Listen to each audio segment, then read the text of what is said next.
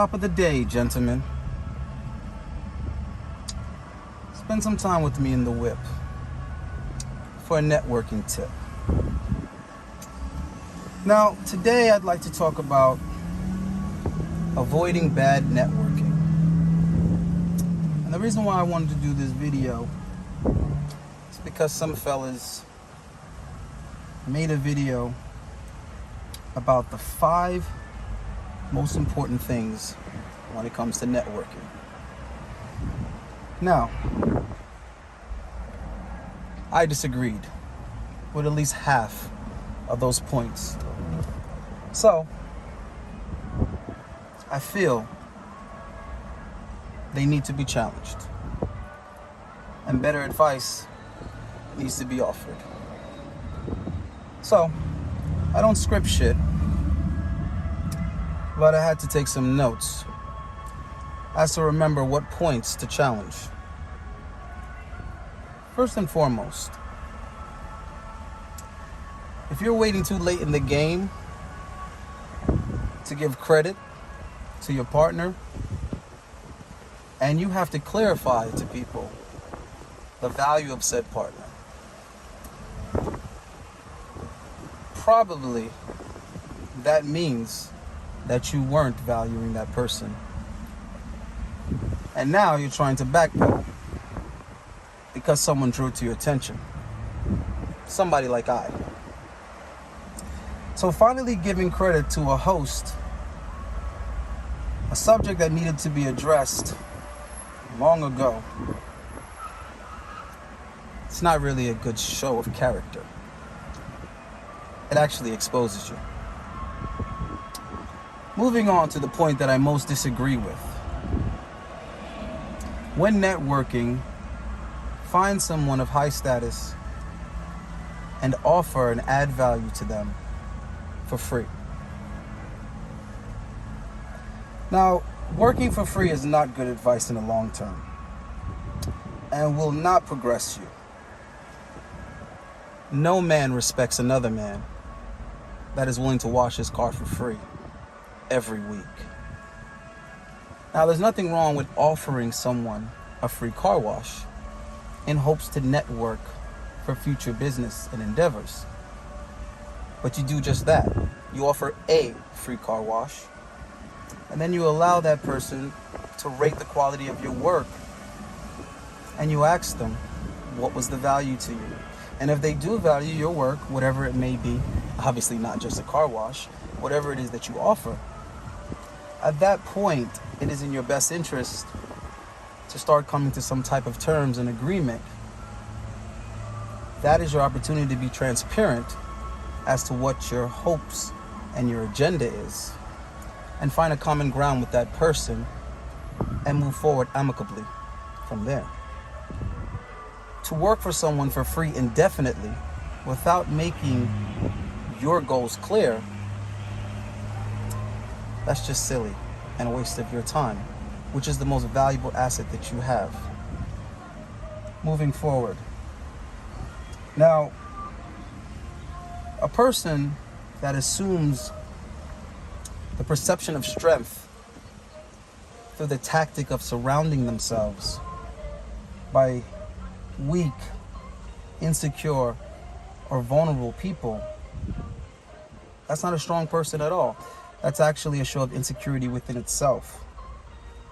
If you're not comfortable being around other strong people that know they are strong and are confident and know their value, you are actually a predator looking to prey on people that are valuable yet insecure and don't know their value. Don't be that person. Now, when working and building a relationship, have a strategy and an agenda of your own. For you to subscribe or submit to the agenda of someone else and fit their mold and fill in their voids in the hopes that they're going to help you to reach your goals, that's not a strategy. That's the faith system. That's the hope system. You're hoping that this person is going to compensate you when it's all said and done. Again, that's coming from a place of weakness. If you're valuable, you know you're valuable, you're contributing, and you know you're contributing, you are well within your rights to expect that to be acknowledged and to be reciprocated. It's no guarantee that you're going to be compensated or reach your goal.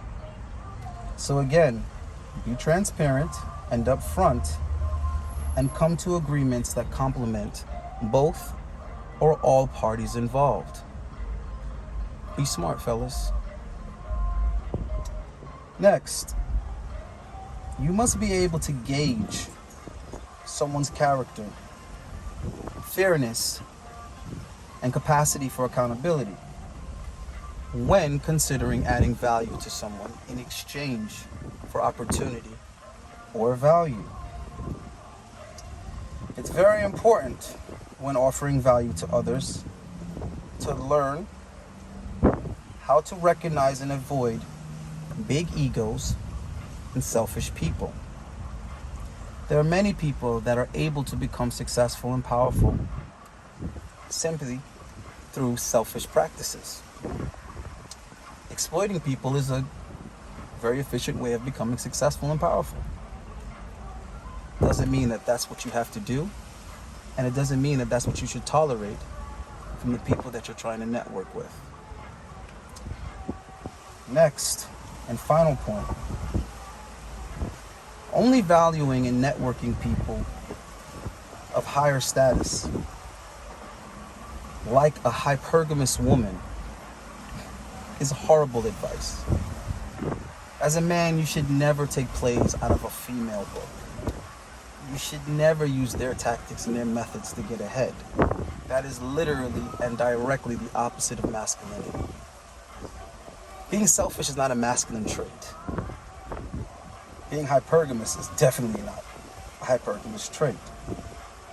There's nothing wrong with valuing people based on what they're good at and what they contribute, regardless of their level of success currently. There's nothing wrong with being loyal to friends that aren't rich or have high status. If your friends don't deserve your loyalty, you chose the wrong friends to begin with. Moving on.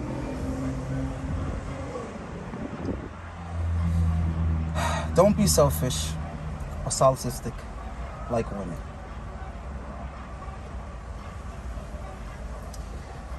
Pretty soon I will be offering one-on-one consults. I was procrastinating and prolonging this service, but there's a lot of guys emailing me and DMing me about it. So I guess it's in higher demand than I thought. But I can tell you right now, that service is going to be sensible, it's going to be reasonable, and it's going to be effective. So anybody that's looking to be consulted on dating, lifestyle, fitness, masculinity, jump in the comments. The next video, or maybe even this video actually, I'm going to go ahead and put my email in the description. Let's talk, fellas. Peace.